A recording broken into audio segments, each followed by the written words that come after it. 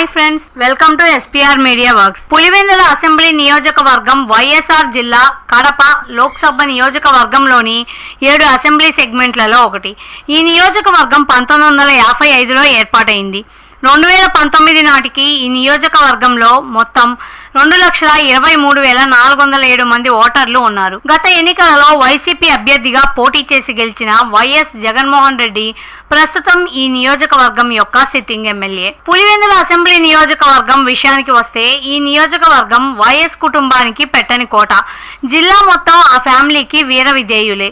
YS Rajasekhara Reddy శకం ప్రారంభమైనప్పటి నుండి కాంగ్రెస్ తప్పించి మరో జెండా ఎగరనీయలేదు. దీనికి కారణం వైఎస్ ఫ్యామిలీయే.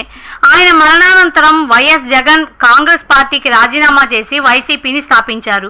ఇక అప్పటి నుండి ఇక్కడ వైసీపీ జెండా ఎగురుతుంది. ఒక్క మాటలో చెప్పాలంటే వైఎస్ఆర్ కుటుంబం ఏ పార్టీలో ఉంటే కడప జనం ఆ పార్టీ వైపే. అలాంటి ఈ ప్రాంతంలో ఈసారి పసుపు జెండాను రెపరెపలాడించాలని చంద్రబాబు భావిస్తున్నారు. ఈ క్రమంలో గత ఎన్నికల ఫలితాలని ఒకసారి విశ్లేషిద్దాం. 2009 ఎన్నికలలో కాంగ్రెస్ అభ్యర్థి వైఎస్ రాజశేఖర రెడ్డి, టీడీపీ అభ్యర్థి ఎస్వి సతీష్ కుమార్ రెడ్డి మరియు పీఆర్పీ అభ్యర్థి వేలూరు చినగంగిరెడ్డిలపై పోటీ చేసి 68,681 ఓట్ల మెజార్టీతో గెలుపొందారు. 2010లో వైఎస్ఆర్ మరణంతో బైపోలింగ్ వచ్చింది. ఆ ఎన్నికలలో ఆయన సతీమణి వైఎస్ విజయమ్మ యునానిమస్ గా ఎన్నికయ్యారు. 2011లో మళ్లీ బైపోల్స్ వచ్చాయి.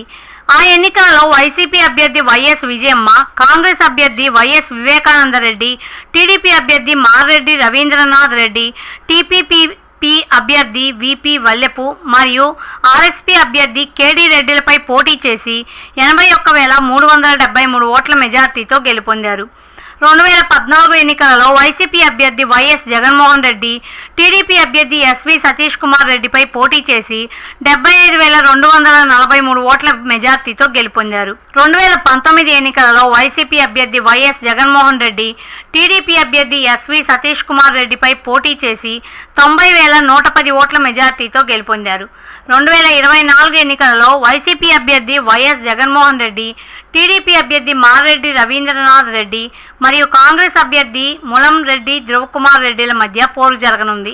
ప్రజాస్వామ్యం వర్ధిల్లాలన్నా, మన జీవితాలు తలరాతలు మారాలన్నా అది కేవలం ఒక్క ఓటుతోనే సాధ్యం. మనం వేసే ఓటు మన భవిష్యత్తును, రాబోయే తరాల మనుగడను నిర్ణయిస్తుంది. అంతేకాదు, మన ఓటుతోనే నవ సమాజం నిర్మితమవుతుంది, ఇంకా దేశ దిశ దశను మారుస్తుంది. ఓటు అనే 2 అక్షరాల పదం దేశ చరిత్రనే మార్చేస్తుంది. కేంద్ర ప్రభుత్వం జనవరి 25ను జాతీయ ఓటర్ల దినోత్సవంగా ప్రకటించింది. కుల, మత, ప్రాంత, లింగ, జాతి, భాష అనే భేదం లేకుండా దేశంలో నివసించే 18 సంవత్సరాలు నిండిన పౌరులు అందరికీ భారత రాజ్యాంగం ఆర్టికల్ 326 ద్వారా ఓటు హక్కును కల్పిస్తుంది. ప్రజాస్వామ్యాన్ని గౌరవించాల్సిన బాధ్యత ప్రతి పౌరుడిపై ఉంది. ప్రజాస్వామ్యానికి ఓటే పునాది. దేశ, రాష్ట్ర భవిష్యత్తును నిర్ణయించేది ఈ ఓటే. అలాంటి ఈ ఓటును డబ్బుకు, మద్యానికి అమ్ముకోకుండా భారత ప్రజాస్వామ్య పరిరక్షణ కోసం ప్రతి ఒక్కరూ తప్పనిసరిగా తమ ఓటు హక్కు వినియోగించుకోవాలి.